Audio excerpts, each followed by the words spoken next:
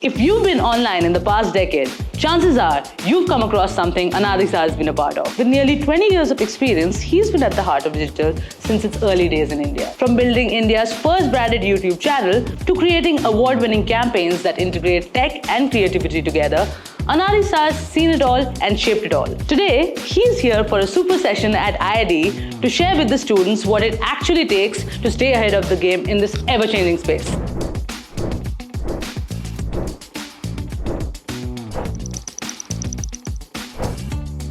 So I want to start with a question before I introduce Anadi over here. You must have heard his name. How many of you have wondered what it takes to survive with AI existing now as a big thing over our heads? Challenging? Or maybe like things are changing so fast in the digital industry. How do you survive that? Right? Anyone has these thoughts? I think in only 2-3 days ago, we had our Google AI launched. Yeah? So, Anadi over here has navigated the digital landscape for around 18 years. He was there when digital was not cool yet. And he is here when digital is very cool and we are all dependent upon it. Just to give you a small introduction, this is Anadi Sah. He is the creative founder, National Creative Director, Chief Innovation Officer and founding partner at Together. Together is an agency that takes care of many big brands such as Reckitt Benckiser. How many of you have heard of Reckitt Benckiser? You all know Reckitt Benckiser. All of you know. Dettol? Harpic. Harpic. Lysol. Lysol. Yes. He's also worked Durex. Durex. Durex, come on. If you tell me you don't know Durex, then I've not been doing my class. Please grow up then. I guess Durex is what attracts most people to marketing. I know. He has worked in bigger brands like Reebok, Philips, and Maruti Suzuki as well, if I'm not wrong. BMW, Expedia. BMW, This goes on and Expedia, on. 18 years. So I want to start off with a few questions, if you don't mind me asking. So you were in the digital space when it was not really a thing. What drew you to digital in the first place? So basically, that time was 2006.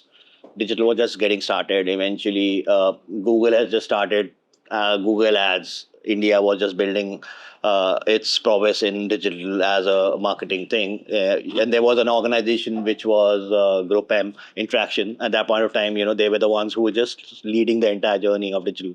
So for me, I landed there accidentally. There was a very close friend who was hired out there. And he said, I've just been into Google search ad karte and these guys are doing it. And that's which company is it? It's a Group M. And I said, okay, you are in WPP guy. And he said, what WPP? And I go, boss, that's owns Ogilvy. That owns all the big shots out there. They have all the major brands out there. And it says, and I was really fascinated. I really want to get into it. Please figure it out for me. Got into the meeting with my boss, ex-boss there, Hani Mirza, who eventually led Google also. So the interview went for 6 months. It was a really, really long one. And kind of gave me project. The sign given to me was that there is a Nokia phone that you need to launch. What all you can do around it. So I kind of wrote through it. Created an entire project plan. These things should be done. That things should be done. Eventually called me for a copy test. Cleared the copy test. Finally landed there. And then once I got into there, I said, "Oh, this is the world," because this was an agency or digital at that point, digital agency where you really don't have to bifurcate between an art or a copy. Because in a conventional mainline agencies, then you always had an art department and a copy department. And whenever I used to go out and face an interview in a mainline agency, they would ask, copy mein jaoge, art mein jaoge? Excuse me, I do both. so it was, and digital happened to be one place where you need to know both. And to an extent, you need to even know strategies for that matter. You need to know marketing. So those kind of things is a place that led me to digital, and a place where you really just don't be yourself. You want to be anyone, you can be that anyone.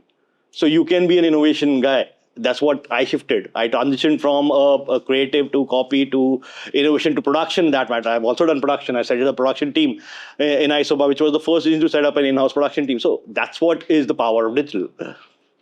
Oh, that's amazing. Okay, you said you worked in Dentsu Yeah. as well as WPP. You mentioned Isobar and Group M as well. if Yeah, I'm Group not M wrong. is part of WPV. Yes, so from that 2 days umbrella. 2 days ago they've got diluted Group M and they're now Yes. WPP media. I wanted to ask, like, in this whole journey, did you ever question your place? No, never. So I believe that kind of a thought passes your mind when you're not sure what you're really doing, right? In a place that you really, in the work that you really love to do, and a place where you have great people around you, you really don't have those thoughts cross your mind. You are just busy doing stuff, finding new things, attempting great ideas for brands that you've always loved and kind of noticed them from a distance. You are in them. You are kind of doing things for those brands. So you're really enjoying. It's fun working for those brands. Never ever. That's fair. That's fair, actually. That thought crosses your mind. I actually did want to ask, like in our earlier conversations, you had mentioned that you had introduced rich media into India. Yeah. And in 2007, you pioneered India's first branded YouTube channel. Can you tell me a little bit about that experience? So there are two projects, and I'll ask how many of you know about Incredible India campaign. You guys saw Incredible that, right? India, guys. Yeah, so that campaign was the campaign that was done in 2007. The main agency was on the Web, which is eventually turned out to be WK India, which was Wyden and Kennedy hired them. And they were the ones who created that campaign with Ogilvy, obviously. And, that they did the mainline job for it. But the digital thing or the entire digital transformation was given to us. And we were at that point of time serving some 24, 25 countries where rich media was already there.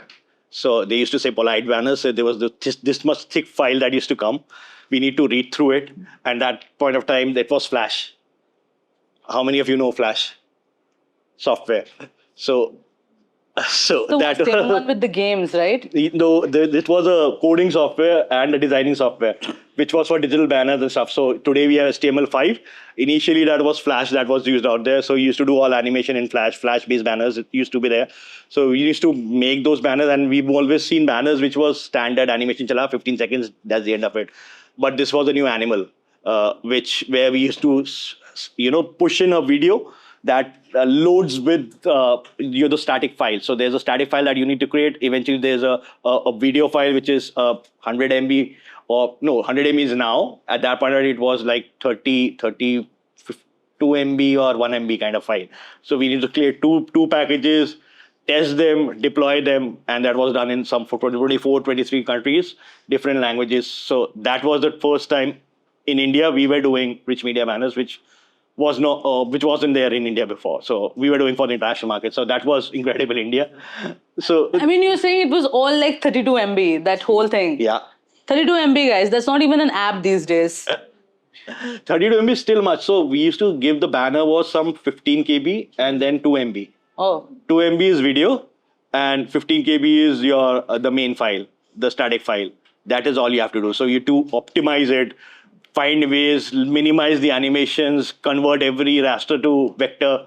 So all of those things, all of that jing bang used to happen to actually get that thing loaded smoothly out there. Oh, wow. And then it goes through a testing phase. So most of the time we used to have the deployment team used to test it into the international server.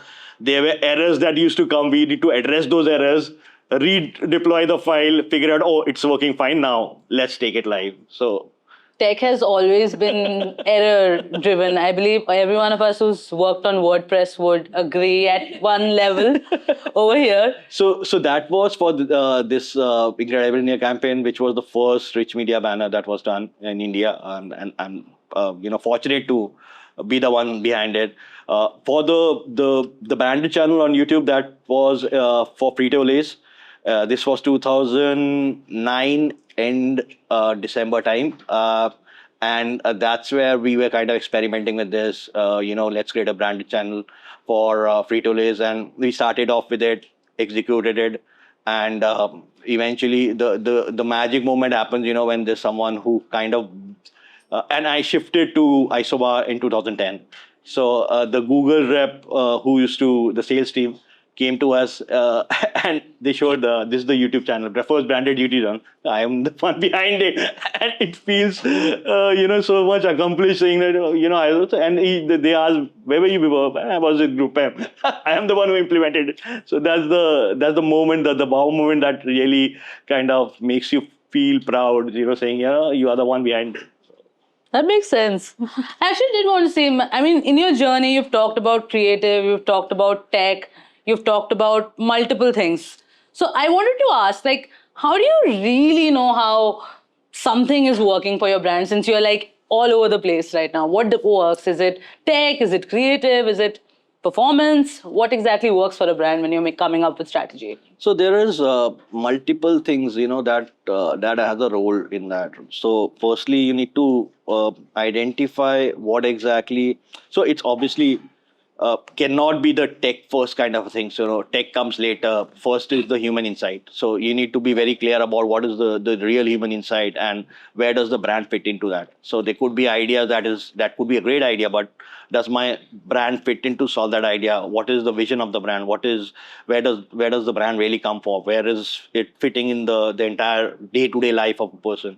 So there has to be a clear symphony between the purpose of the brand and the problem that you're solving and the consumer. So unless and until that's not bridged clearly, you'll not be able to have a great idea or a great thought or a great story to tell.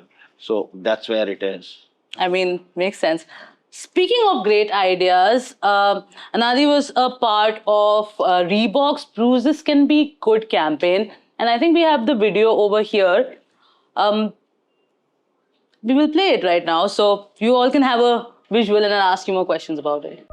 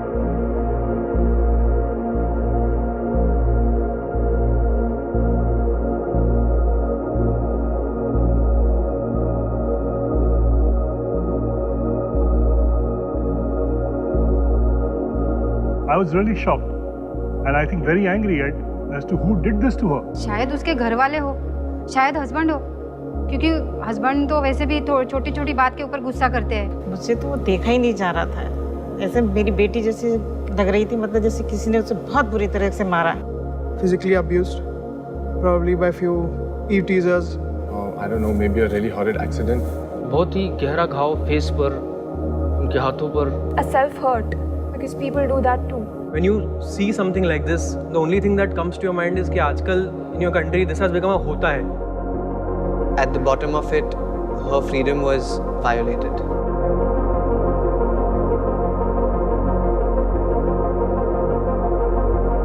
From the bottom of my heart, I felt really bad for her.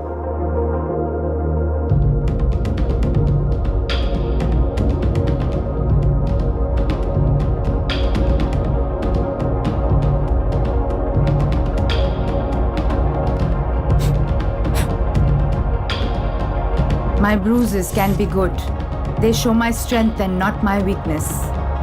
They are proof of my strength to defeat any opponent. I am fit to fight. अचानक से जब करके kick आया तो एक बार के लिए तो मैं भी डर गया. She's not a victim of domestic abuse. She's a, martial artist. That's how our mind has become, that we start thinking towards the negative. That's how the situations are in the country. She is an inspiration for girls like me. And if I can do that for myself, then yeah, I'm independent and free. इसको तो मैं hats off करूँगी.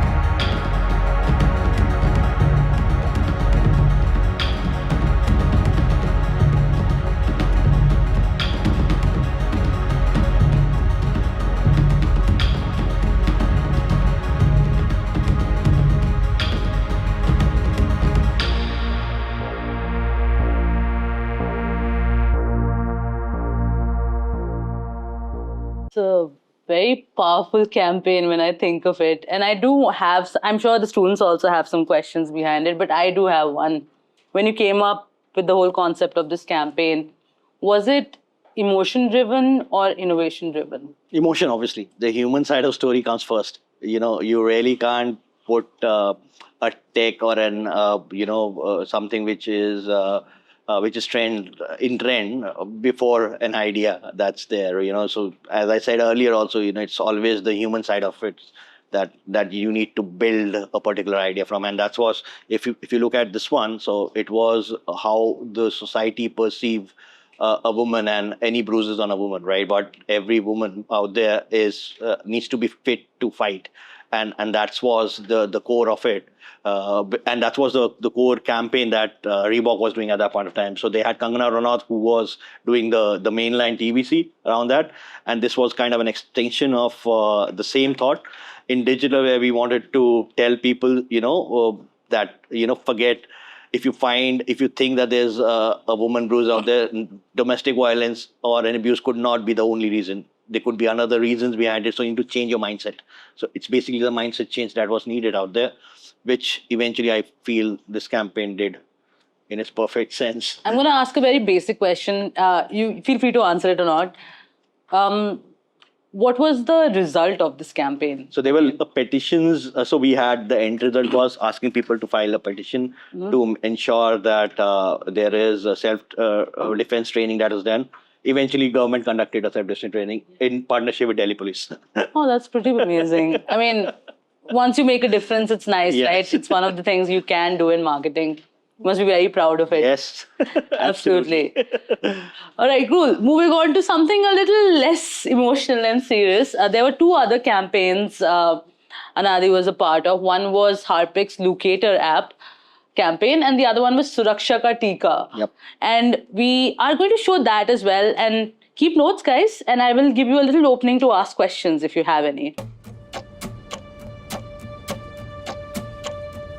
नजर इधर नजर उधर इधर उधर उधर इधर ढूंढे किसको ये नजर इधर उधर उधर इधर जरूरी है ये मगर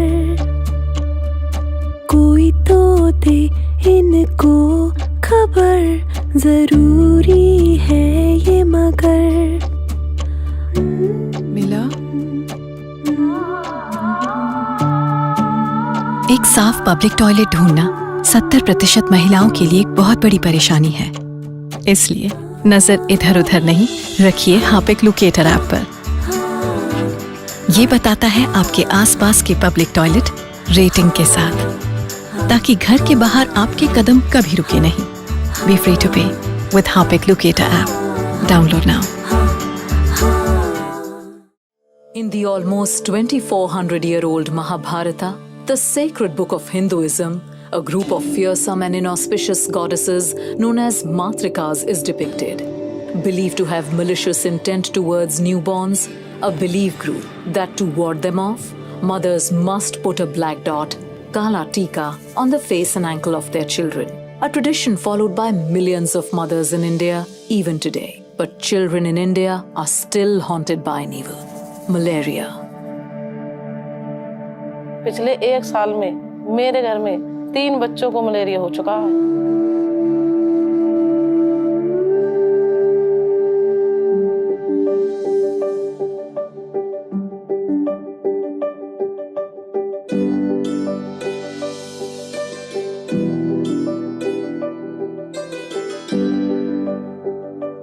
To fight this modern evil, we created a Kala Tika with natural active. This active acts as a mosquito repellent in disguise. We also took extra steps to ensure Suraksha Ka Tika looks just the same and doesn't interfere with age-old tradition. We reformulated the traditional Tika by infusing natural oil of lemon eucalyptus, which is known as a natural mosquito repellent, 2 dots of which would help provide protection against mosquitoes.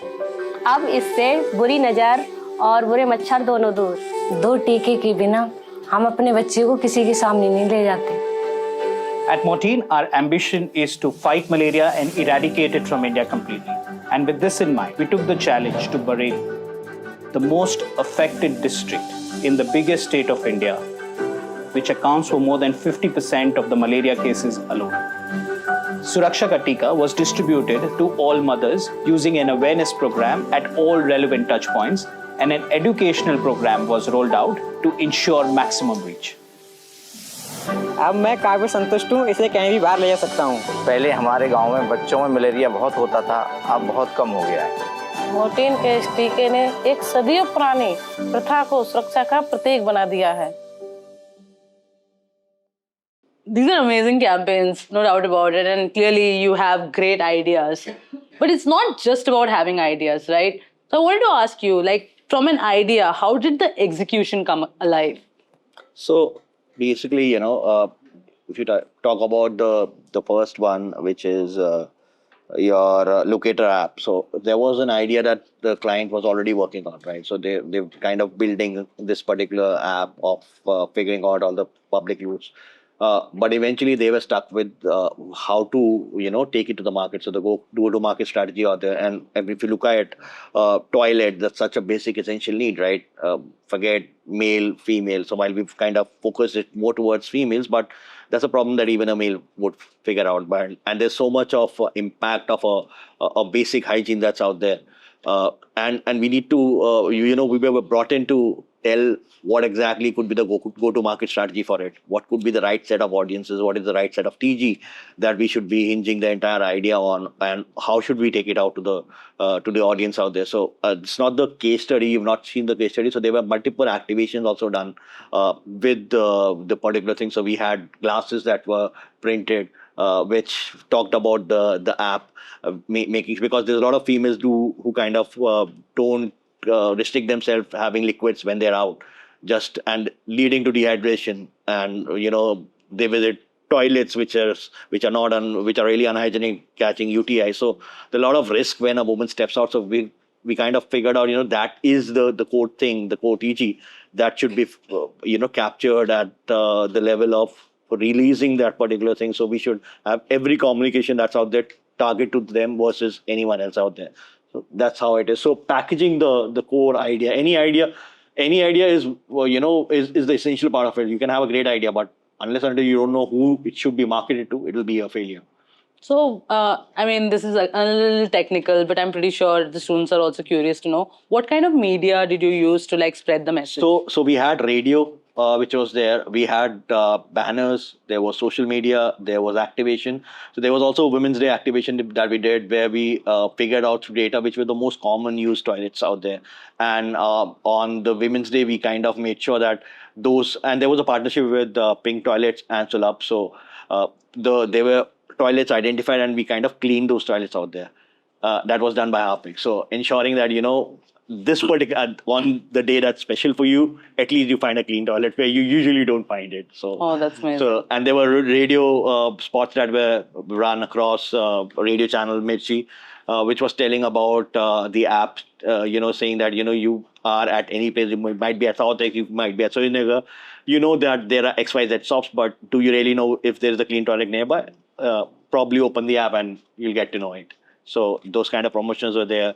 There were cups that were distributed to all those juice vendors out there, and it carried a message saying, you can now sip this, hydrate yourself without worrying of finding a toilet. Download the app. So those kind of things.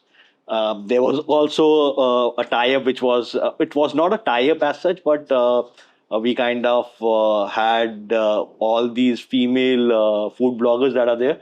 They usually write about various places to eat and eat around, right? So Harpic went on to those blogs, mentioned that while you're having this great dish, don't worry about the toilet.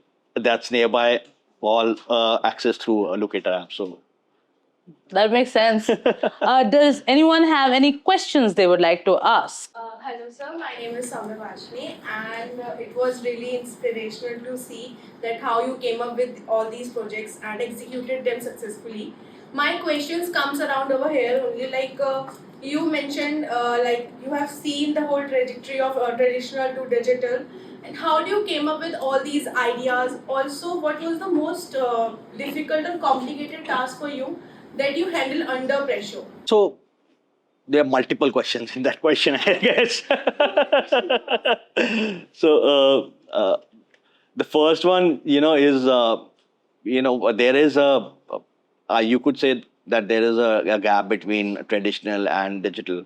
I don't think so that a gap exists anymore. So today we are creating content which is going on TV and which is going on online channels as well.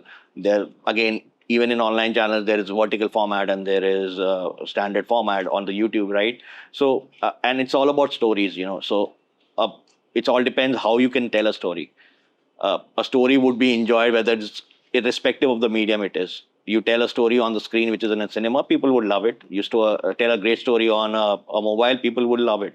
You tell a great story on television, that will go for Saas Bhi Kabhi Bahu To tapes for years and years. So it's all about the story. You need to just ensure the story is really great, and you need to know what is the the core understanding or what's the behavior of that story. So you cannot, and that's where the playing of the format works.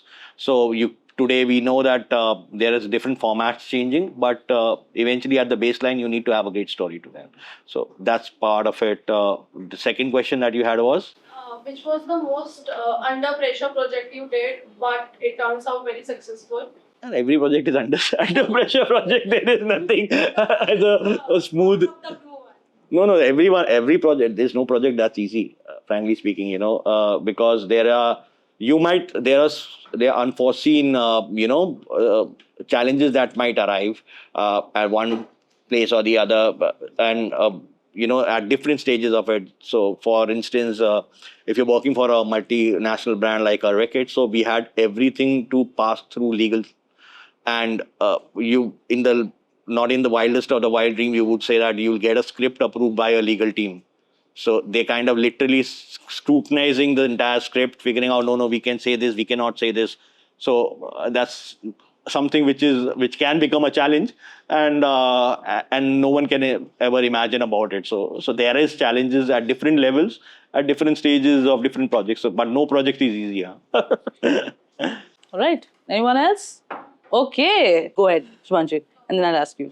So, with the app one, you figured out a very human insight. Like, for example, the man was drinking water, but the women avoided it. And that is something that a lot of us would do. So, how do you pick out that one particular human behavior and connect it with the brand?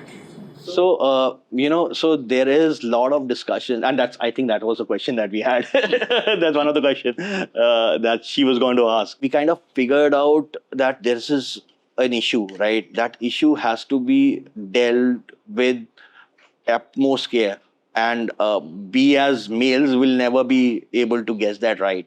So, and it was thankfully, the team that we had, who had a lot of females out there, we actually reached out to them. We figured out what is the things that you go through, what are the challenges that exist, and those kind of nuances can only happen. You can't second guess them.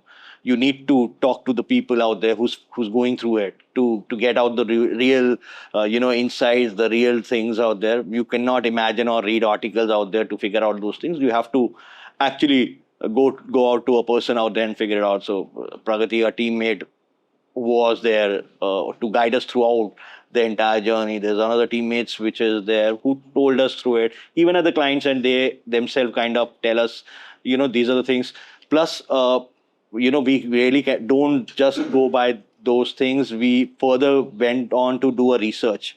So there was a research agency involved. We did a dipstick around them, figured out, there was a questionnaire defined, figuring out what all things a female has to go through, what other things you take care when you're traveling. So all of those things. So it's just not guesswork or, one or two people. There is a focus group that happens. There's the research that happens. Then only you arrive at those things. So those are the things that lead to that. Amazing. Saharsh, just your question. Go ahead. So as you know, AI is getting stronger and stronger every year. So do you think AI will become more creative than humans in terms of creativity? Because when we put up a prompt in whatever copy or chat, they will give you a really good campaign or a copy. So do you think AI will become more creative than humans? It won't. So while Altman believes otherwise, but I have a different opinion. See, at the end of it, what is AI actually pulling out of? It is pulling out of human data that exists out there, right? It's not, what if it tries to do it, it's called hallucination, right? And you really can't take chances with that hallucination out there, right? You'll definitely fail out. There was. So you need to see the AI part of it will only be as powerful as the kind of inputs that we give it to them. So, and there has to be a human intervention that has to be there always, because you need to, there has to be a judge out there to figure out, oh, this is the kind of verdict that goes well with it, or is there something wrong with that?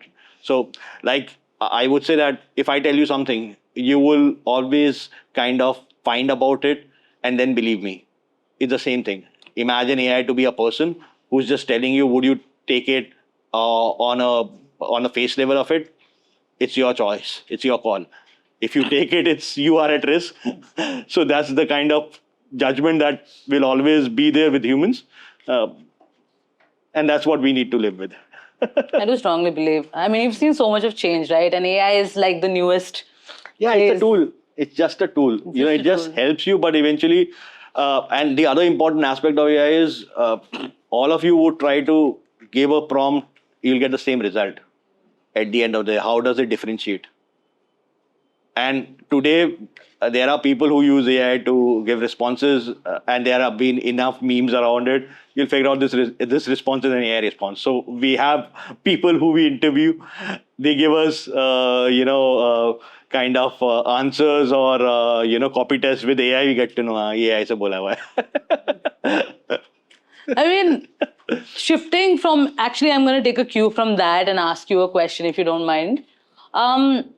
You've been in the industry for 18 years. You've seen lots of things change, trends change, people dependent on Flash, as you said earlier, and now we use other tools to make videos.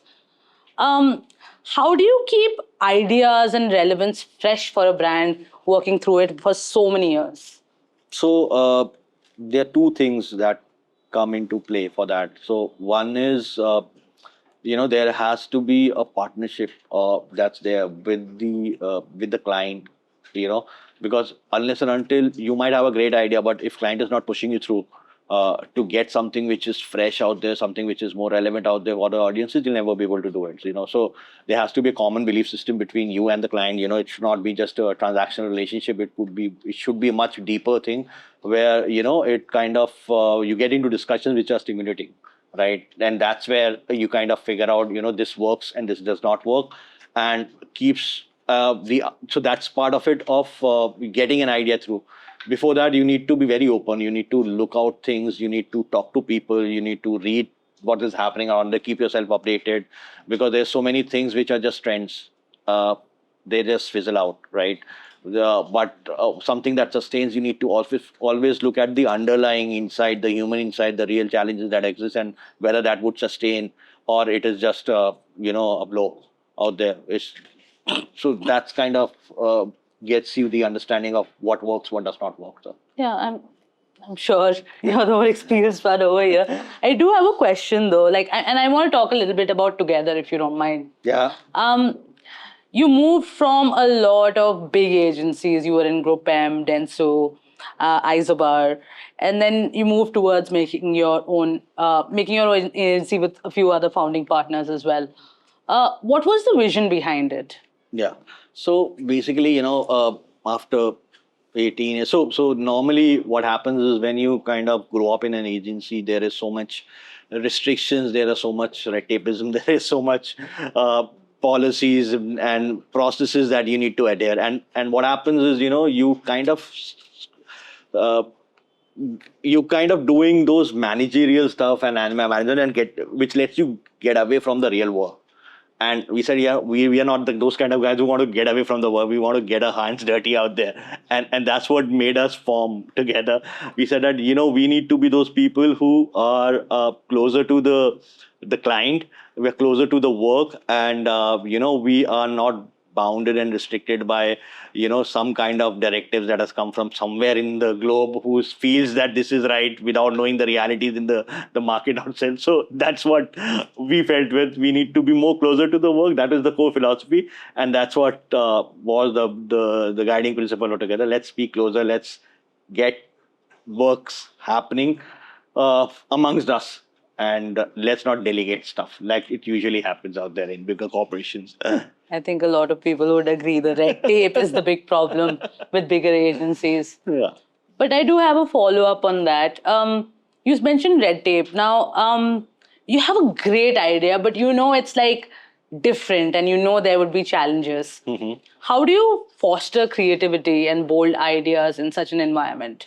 So there is it's a very interesting question because at times you need to try to sell it at the first go. Then there are challenges that arrive, right? Then you kind of bend your ways through those challenges. You figure out and at times you have to change the idea a bit to ensure that it does not falls flat, or it does not, because there would be restrictions. It's just not that you feel an idea, it will not go out in the same fashion or the same form that you've always thought it to be at the first level. So you need to kind of tweak it to ensure that it goes through. There are scenarios, there are times where an idea just doesn't get through. Then there are scenarios that we kind of go to another brands who are probably more open and would want to explore that and want to has more wherewithal to do those kind of sides. There is set of clients who want to play safe, and then there is those set of clients who want to do something new and push the boundaries. So obviously there's a choice between them. So I mean, what do you prefer though personally? Both, I would say, because at times diplomatic answer, I say. All right. I mean, we would want to go for both, but I'm pretty sure you must have a personal choice as well.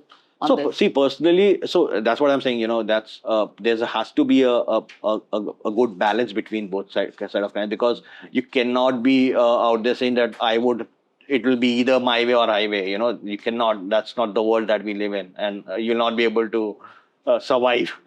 That matters. Listen, folks, diplomacy is very important. Which brings me to my next question. Since you have an agency, I do want to ask you a few questions around leadership.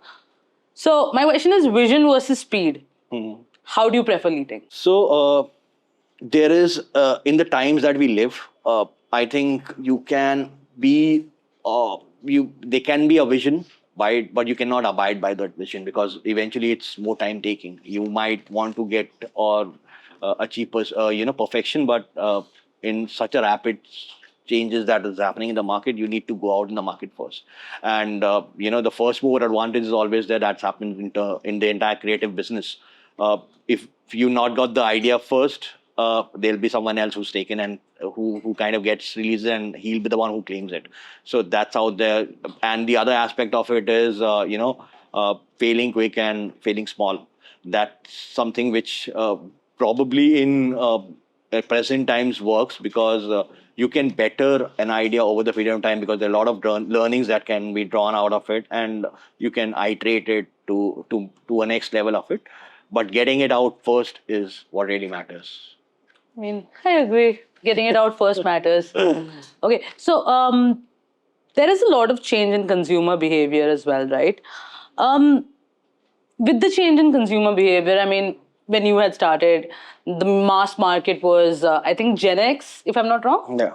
And then you went through the whole millennial phase of audiences, and now you're shifting towards Gen Z. What is your approach in this change of behavior patterns? So they were when we started out there, they were not different kind of mediums. There was, we come from the time when there was MTV had just come in. There was cable television, so people used to switch channels eventually, but still watch ads out there, right? There was nothing which is digital or personal screen that was there. So you need to watch with the family out there. So that was a lot of difference. So people had time to spend on a particular thing. So you could tell them and they would listen to you. But today that's not the choice. You need to catch them, grab their attention at the very first go. Otherwise, they'll swipe you through. So that's more important, and that's what lets us to try to weave stories which are packed with the interesting stuff and keeps them watching it, and does not leave that particular narrative or the story in midway. So that's what's really changed today in today's time. And there's so much of content out there, so you need to have something which sticks and makes them watch it and not skip it or flip it. Massive change, I guess. Massive change. And it must mean a lot of effort from your side as well. Yeah. So there was also, the other aspect I want to add on to that is there was one ad that you used to create and that's it. Today you have targeting allows you to create a version of ad for so many people. I can today be creating an ad, and then that particular ad campaign has so many cuts which are which are time bound cuts, which are audience bound cuts, which are so we need to say that if there is a person who's a first jobber, uske liye ye banna chahiye, for a person who is a housewife, uske liye ye hona chahiye, and you can target them and they would watch because that's something important for them. They would kind of want to watch something that's meaningful and relevant for them. Why would they say or watch something which is for a first jobber? I'm just a housewife. I want to see stuff which wasn't possible earlier, right? You need to choose programs by that, but those programs eventually have turned into a personal screen programs which everyone is doing out there. So today prime time is not a standard prime time. Everyone has their own prime time. That's true. Now I'm just thinking, now that you've actually put me into the thought, I'm thinking, is this why MDH and Nirma was so popular? Yes, absolutely. Because it was aimed towards housewives, the products at least. That was the only thing that you used to watch. That's true. I mean, I'm pretty sure that... Doordarshan था, उसमें रामायण आती, रामायण में जो add आएंगे वो देखनी पड़ेंगे, right? What else? What options do you have? कोई और choice नहीं है. कोई और choice नहीं है. And so many times the frequency was so high out there, and FMCGs usually have operated with high frequencies because that's what builds top of mind recall, right? So when you're bombarded with that kind of message so many times out there, you tend to remember them. Today, if you tell me which is the greatest, I would want to know which is the ad that you all recollect. Please answer. क्या याद आ रहा है ads में? Life boy. कौन सा वाला? अभी वाला? धोते रहो. Which one? बंटी वाला. Okay. But that is, I think, वो तो आपके लिए नहीं है ना. What is something that is relevant to you and targeted to you? Center Fresh ads. Oh yeah. Cartoon Network में आता था. Cartoon Network. अमूल दूध भी आता था वहाँ पे. Okay. Like we used to watch Pogo and the Cartoon Network channels, so we used to see a lot of ads. Like Amul Doodh Pita in India, a lot of kids playing and sipping milk. So that. So that was then. Abhi at present. So what is the most recent ad that you guys recollect and you like? I know mine. 5-star.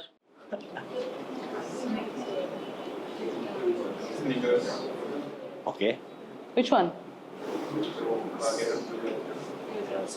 Sneakers. Sneaker That is 5-star. भूल जाने वाला तो 5-star है.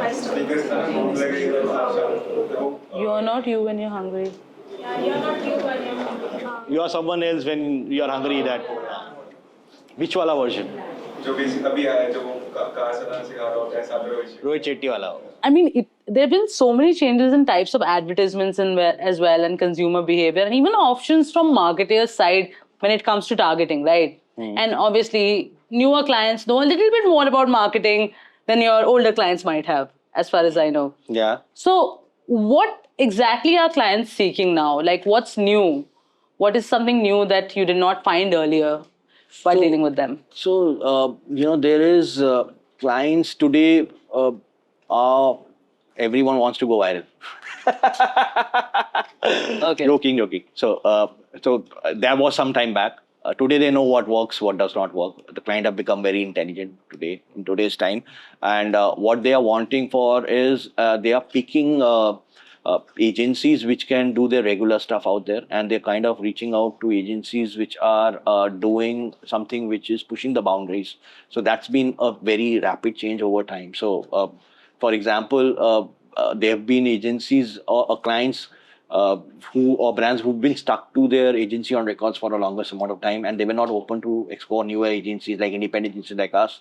But that has changed now. So we've kind of received briefs. We get projects which are beyond the BAU stuff or the regular TVCs that they do, and they said that we would want to explore, something which you guys, which is pushing the boundaries out there, which is doing something new out there. So that's changed over the period of time, because earlier you need to just an agency needs to be signed off by an agency, by a client, and that's what they used to work with. So there was not open environment out there, which over the period of time changed. Client have become more open to reach out to independent clients, irrespective of whatever the agency would be there on the record. So that's changed, and that's a good change, I would say. So they're more open to going for smaller agencies as well. Yes. So there are two agencies, so there's an agency that would be there which is doing the regular stuff, which is doing their mainline campaigns and stuff like that. But there's also experimental projects that they would want to do with other agencies. So today there's in the mix, there are some 3 or 4 agencies that most of the brands work with, and they kind of open briefs out there, which wasn't there before. Oh, that's amazing. I think this gives opportunity for the newer players to rise as well. Absolutely, yeah. So the bigger agencies are in danger. They're not in danger. They're also doing their share of work. So, I mean, who knows how the market will go. So branding, that's something that has been taking hold in the last few years, right? Mm-hmm. And each company or any client that you work with, they focus a lot on branding, and there's always a consistent type of messaging that we want to go through. Mm-hmm. How do you keep your messaging consistent with platform-wise differences that take place? Because something works on Instagram, something works on YouTube, and all the clients are different, but you have to be present everywhere. So how do you handle that? So basically, a first go-to thing is that every platform that that would be there, they kind of release best practices. So and that applies for whether it's YouTube, whether it's Spotify, whether it's any other platform, even any new platform. Because there are a lot of data learning that these guys have. So they kind of say that these are the things that work best for the brand. So those happen to be the first go-to thing for us. Besides that, we kind of do, there is discussions that we happen, and we do tests mostly internally. So where we do research with the focus groups of that particular TG, and we kind of run through those things, whether it's working, not working, if it is, if this particular format exists, and this is the right behavior that people usually kind of watch a particular content or consume a particular content on this particular platform. So those are the things. Plus there is a really interesting mixed bunch of people that we have in our team. So they kind of give us lot of inputs. This is a new thing that's happening, and I think this is what works, this does not work. So that's kind of a way of doing it. I mean, makes sense. Plus, there's also learning that happens once you see the beauty of digital, for that matter, is that there's an option to optimize the campaign. So when a campaign goes live, you might have 3 or 4 variations, but after getting the campaign out there, you have a dashboard to tell you that the third ad is working better than the first one, and that's where you kind of shift your entire budget towards. And if there is why this is not working, so there are other there are a lot of metrics out there that exist today, which allows us to change or optimize campaigns to the best of our efforts, which works best for the brand. So those are the things. So because there's also an ever evolving medium, right? So you really can't be sure about if this works or it doesn't work. You need to be always in the mode of beta and bettering it out. So that's there. I have a question. It's a little offbeat. So, as I said, again, brand alignment and everything is very important. So how do we stay relevant without chasing the whole trend that is going on? I'll give you an example. Nykaa did the whole Ganji Churail trend, which did not match their brand theme, but okay. But how do we not do that, basically? Because it didn't match the brand. Should we do it? Should we not do it? What's your thought on it? See, there is an extreme pressure on the clients, frankly speaking, and they have to, when there is so much of content overload and there's something that they have to push out, they kind of take those kind of steps towards. But what importantly a brand needs to do is they need to be very thoughtful about what is the true meaning of their brand, where does it brand stand. And people, the audience today is very intelligent. They would see through that if you are faking it or you really stand for what you are. And it will be just you might choose to ride the wave of that particular trend, but eventually it would not build your brand. So it's up to the call of a marketer or a brand manager to figure out what are they chasing. Are they chasing some few likes out there, or they are wanting to build a brand which will be sustained and lived and liked for years. So that's a tough one to. Yeah, I can understand. You have to balance that out. You have to balance that out. So. I mean, from what I understand, you're a very balanced marketer. You like everything a little bit here. Yeah, a bit of everything is there, but you need to also know whether a Ganji tutorial works for me as a brand and what is the kind of rendition that I'm looking forward to.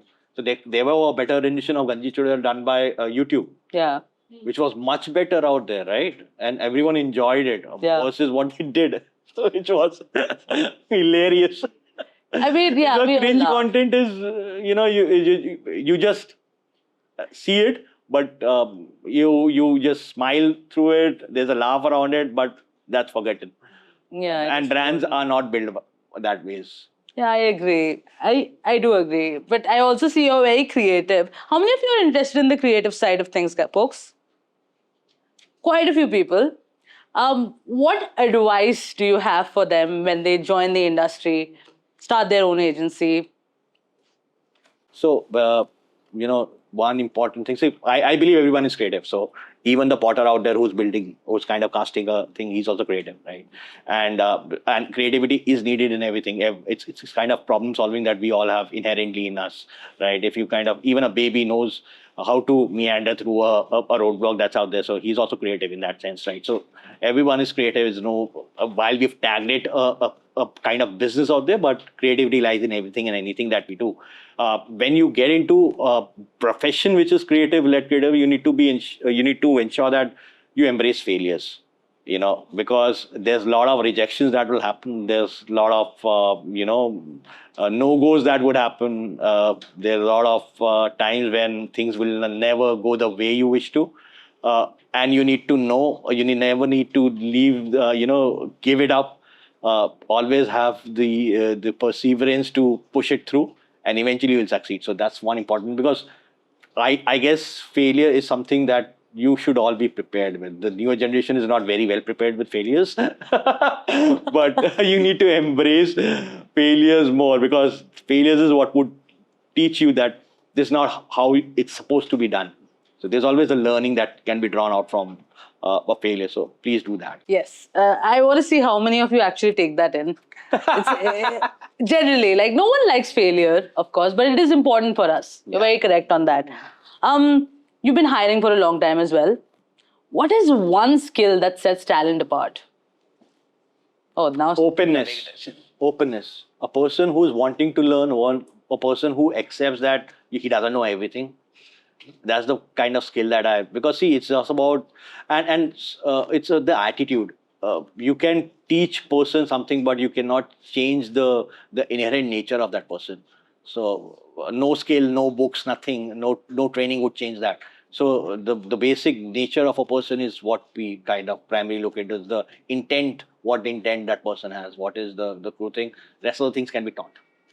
If I tell you this is how AI works, this is how the new tech works, you'll learn it the next moment.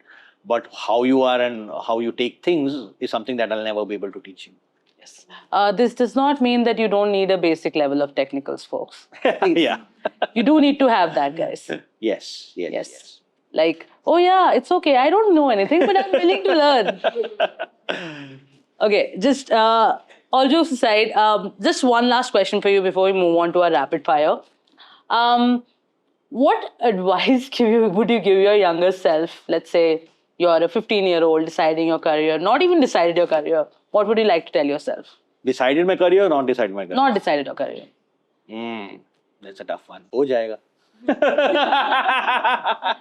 I don't know what example we're setting for the kids here, but ho jayega, guys.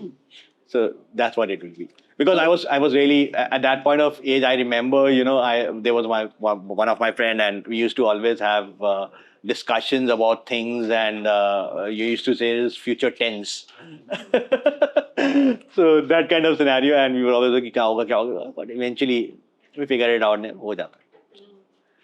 Okay, that's a very different mindset from where I was at 15. Career? What career? Oh, no, wasn't for us. All right. Great. Thank you so much for all the Q&A. And now I'm going to ask you quick questions in succession without giving you time to think. Yeah. And you have to give me one answer. Yeah. Cool? Awesome? Yes. Big idea or perfect execution? Big idea. Data or instinct? Instinct. Trends that you wish were gone? Trends. That would be a shorter span of time, attention span. Attention span. Diminishing the attention span. Or you want to increase the attention span? Of course. Campaign awards or client results? Client results.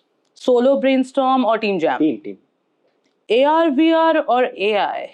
AI. We just said AI is just a tool, guys. Don't be afraid. Long format storytelling or snackable content? Snackable content. Yeah, I think we all prefer that. This one I know what the students would say, but I should ask you. 2 a.m. idea or 9 a.m. strategy? 2 a.m. I knew it. I mean, I know that's like a general trend that's going around. Campaigns that you wish you had made? Okay, so there is a campaign that was last year's Grand Prix winner at Cannes. That's called,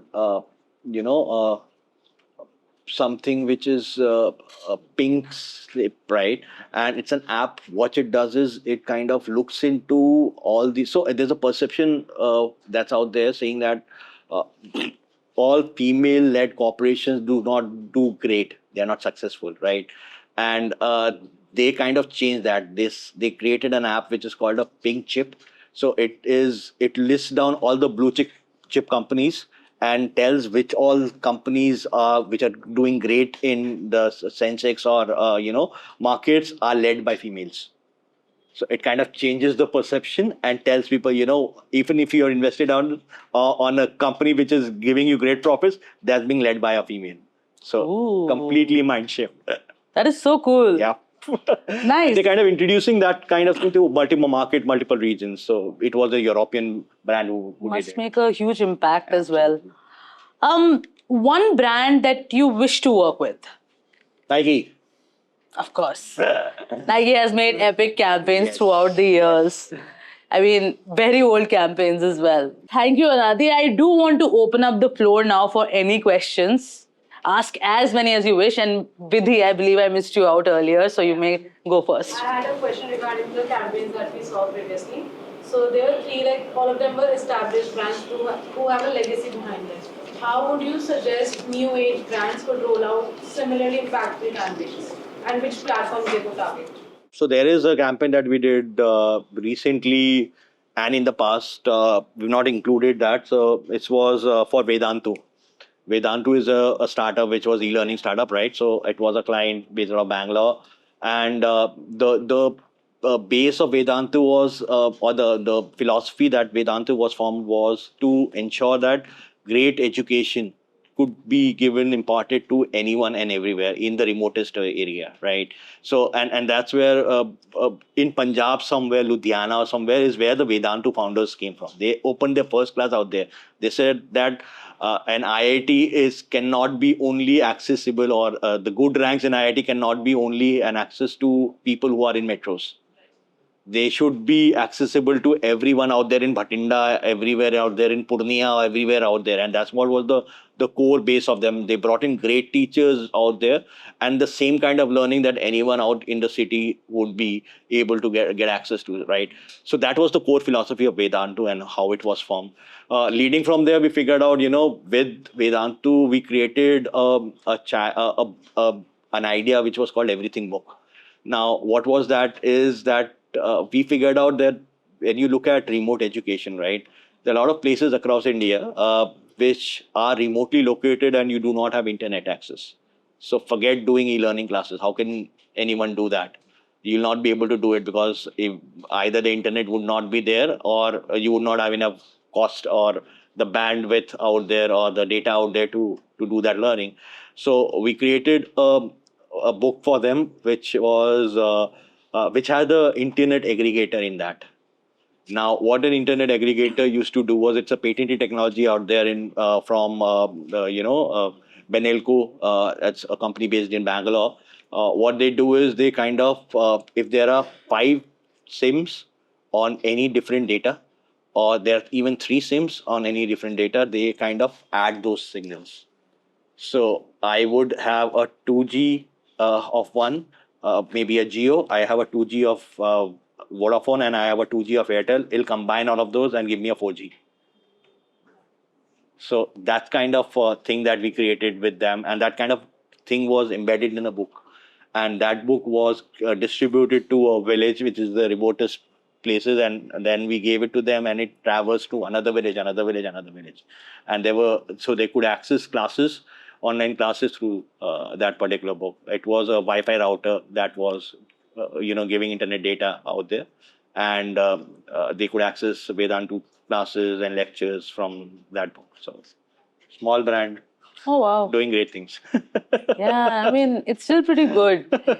Everyone else? Yes, Soumya. So I had just one more question. It's a situational based question. Considering that you now own your own agency and No, it's not just me owning. There are multiple owners. but you're leading an agency, okay? Yeah. And you have followed the whole path of going into jobs, learning from there, switching and all. Now the situation is that you are a fresher and you have to continue your own business, which is also an agency, and or over there you have to learn, experiment, do wrong things, then you will persuade in that. And secondly, you're getting a good job, you want to learn there, and then after 4-5 years when you think you are ready to take over the agency and to run it in a good way, in a full-fledged way as an experienced person, which one would you choose? See, I'll choose a place, whichever would be, but I'll start from the bottom. Scratch. Yeah. So because I own the agency, but I don't own the work. I don't own the skill. So owning agency and owning a skill are 2 different worlds. So to own the skill, you need to start from the basics. So whether it is your agency or someone else's agency, वो क्या कहते हैं, लाला भी बेटे को पहले काम करने भेजता है ना, तब वो गले में बैठाता है उसे. Nice question. You were mentioning the importance of client servicing earlier, as far as I remember. Could you share a little bit more highlights for that for the students as well? So what I was telling about is, while we had talking about professions or kind of roles which are creative roles, which are strategy roles, which is media planning roles, but there's also a very important role that exists, which is a client management or servicing role. And I was telling her that it is considered to be the least thought of kind of a role, but that's the core of it. If you have great relationships with a client, he will forget he'll forget honoring or listening to your idea. He'll not even spend a single penny. So that kind of relationship matters the most, and that's what builds a brand. That's what builds an agency. That's what builds any business. So I think if you are great at conversations and interactions with the people, you should always consider that. Plus, clients increasingly want to know people or want to interact with representatives who know their business as well as the marketing as well. There are very few out there who would know their business, the client's business, as well as know the marketing. So that is, and that's when you have intelligent conversations with them. That's when you can convince them to tell and sell the power of a particular medium or a platform out there.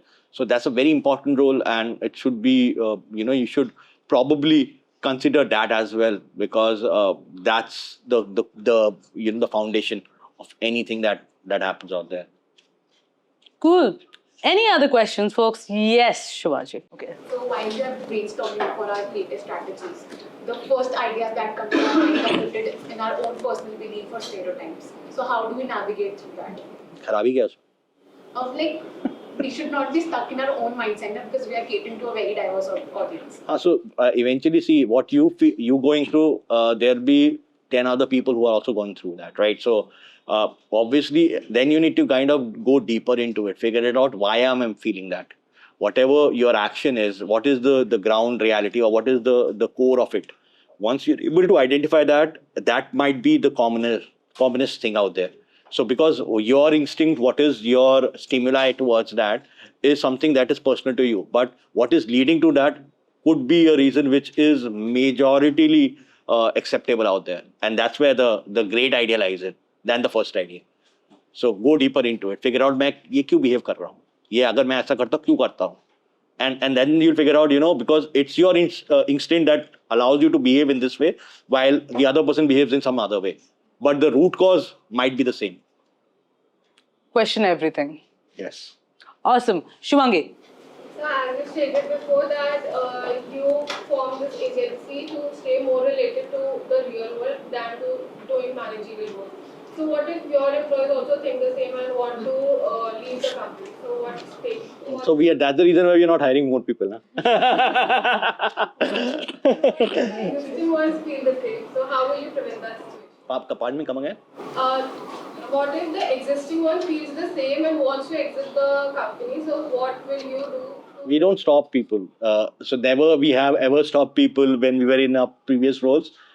We give them absolute liberty. We are pretty. We believe that everyone is mature enough to take their own calls. So up to them. If there is something better for them to explore, please go ahead and do that. Soumya. So how do you, like, as a student, when I do market research, I just generally do it online and it's very limited. I don't exactly get to understand the real customer behavior because products are very diverse and I might not have the access to everyone. And second question I had is like, what kind of strategy you can build for brands that cater to different age groups? So I'll answer the first question first. Could you just repeat the first question again? It was regarding market research. There, I generally feel that I am very narrow to the online research I am doing, but actual market has very diverse kind of behaviors of the customer, which I don't get access to. Yeah. So that's true, and that's the reason I see that's how it is, because you'll never be able to figure out everyone and anyone out there in the world, right? But you need to have the focus or the core group, the focus group that you're choosing out there to be very diverse in nature, right? So once you have that, you most likely be able to cover everyone and the majority of the audience out there. So you cannot have anyone. So it's about picking the right focus group or during their research. So you could try out reaching out to different people amongst you. So while you're doing online research, that could be a secondary research that you're doing. But primary research, you can have dipsticks amongst your friend circle, amongst the people that you know. That could be a great reason to start with, and that really works, right? Because otherwise you have to pay and do a market research, get a market research done. But that's the I don't know if you're doing it for a business or you're doing it for your assignment out there. If you're doing it for your assignment, then for the business that you want to do is properly hire a research agency who can conduct a research for you. And there are also methods and ways of doing research. We kind of together we are exploring a model where we're doing an entire research which is done all through AI-powered research. So that's one of its kind, which we are kind of endeavoring for international markets. So that's also there. So there are multiple ways to conduct researches, and you can choose what best fits you, the budgets that you have, that kind of scenario. What was the second question? Like when we strategize for a brand which caters to different age group, how to build the strategy over that? How to build a strategy? I mean, like strategy is like upper surface, no? Then it goes like content and everything. So building a social media page which caters different age groups, because tone of voice for a Gen Z will be very different from someone who is at the age of 40 or 45. Yeah. So you cannot see. There is. I'll give you an example for that. Yeah. How many of you have seen a Cadbury's ad? You've seen a Cadbury's ad, right? Now, imagine a Cadbury's ad is always showing a elderly out there, but as a young guy, you are also consuming it, right? So eventually, you play on the emotion. That emotion is common to across age groups. You don't play on the verbatism or the language a particular generation talks, but you kind of build on something which is a common emotion that exists. And that's what does the difference, that bridges or breaks through all these barriers of age, sect, all of those things. Making the audience feel something. Yes. Yes. Trigger an emotion. Play on an emotion. That emotion will be consistent with everyone. Yes, Mayank. You couldn't hear him? I can repeat Can you be a bit louder? I'll repeat it. He's asking, what's the one thing that freshers and, fresh recruits think when joining the industry, but it's not like that? You'll do a great campaign the next day. He's asking. Yeah, that's what it is. Oh yeah, you're doing a great Everyone thinks that I have entered and I'll have a path-breaking project. The very next day, my first project would do that. It'll not happen that way. So you need to give it time. You need to be patient, figure it out, and eventually you will find success. Slowly and steadily, you win the race. All right. Any other questions does anyone have?